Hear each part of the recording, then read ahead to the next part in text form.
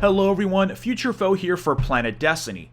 Rise of Iron has been out for a couple weeks now, bringing tons of new activities for us to do. And with those activities come a lot of brand new items. Now whether you're new to Destiny or a year 1 veteran, all of these new items can be a bit overwhelming. So I thought it might be a good idea to put together a video compiling all of the new consumables and materials that has been flooding your inventory ever since Rise of Iron launched. Let's start with Archons Forge. To initiate Archons Forge, you have to find an item called a Seva offering.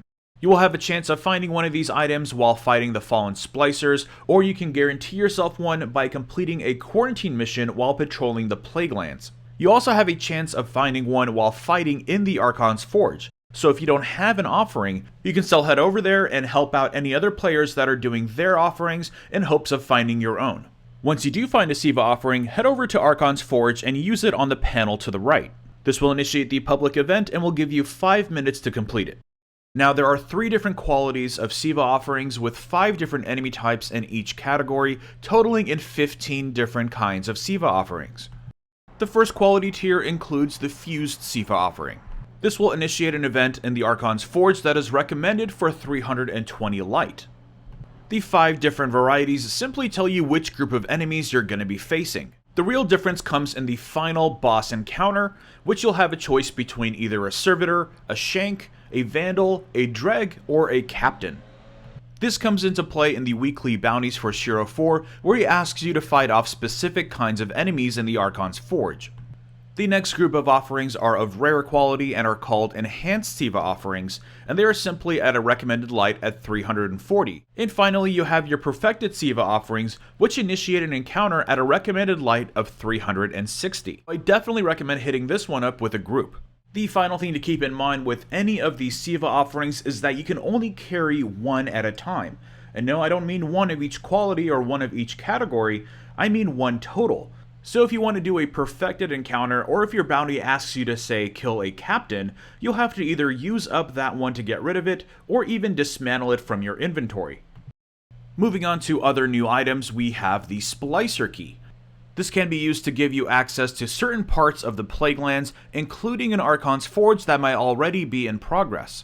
You can usually receive one by defeating a major in the Plague Lands, but if you want a specific target, look for a wizard called Brood Mother or a knight called Brood Enforcer. They should be pretty easy to find right outside the Archons Forge, as the Hive kinda stick out in this environment. Next up you have Splicer Intel Relays.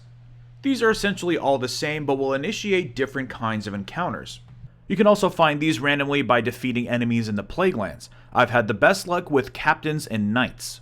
To use these items starting in the Plague Lands, make your way back to the old Cosmodrome, passing through the Rocket Yard and the Divide, and all the way back to where you first start the game. You will eventually hit a grid of lasers that is blocking your path. This is where you use that Intel Relay. Once you use it on the panel, it will let you continue back to the old highway area.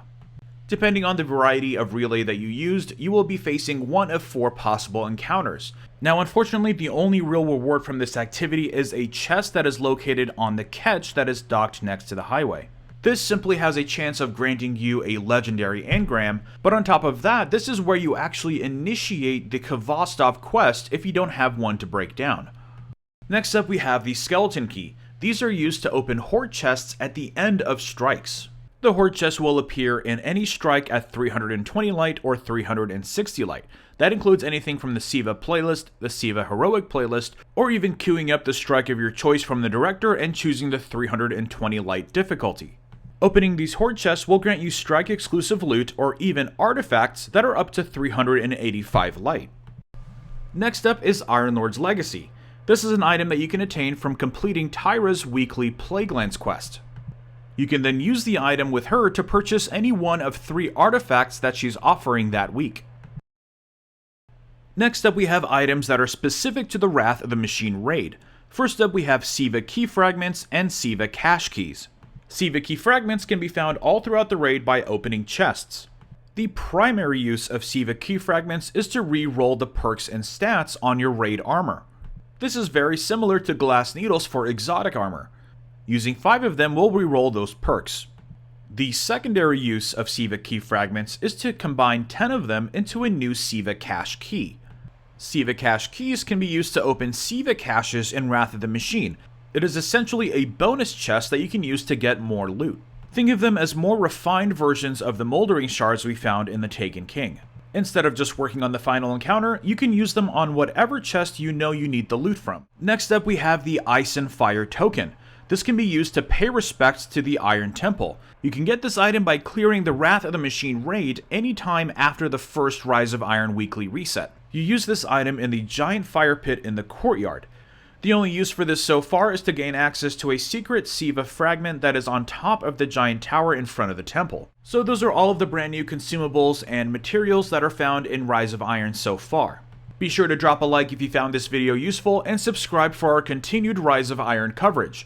This has been Future Foe for Planet Destiny. If you want to see more of my Destiny guides and reviews, you can head over to my channel Future Foe Plays. Otherwise, have a nice day and we will see you all next time.